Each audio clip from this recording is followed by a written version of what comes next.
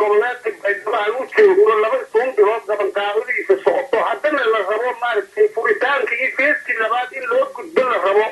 wuxuu ku wajahnaa waa loo yahay laakiin madaxweynuhu maaragtay hadalkoogii intii uu yidhi baan maqlaayay inta soo hartay baa la dhisa marka intii soo hartay inta ay yihiin banaka ma fahamtay in gartaa jubbo waxaa la yidhahda anigu jubbo masalaan jooga u baydhaba ah marka jubbooyinkan kale loogu magac bixiyey jubba anigu kuwaan aqaano ma hadday kulliyaan mala aqaano kuwaas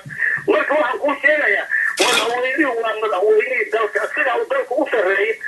maamulada laga dhisayo goboladu balle xukuumadda waa la soo wargeliyey laakiin xukuumadda ninka waqti ay noo soo dirtayna maanan arag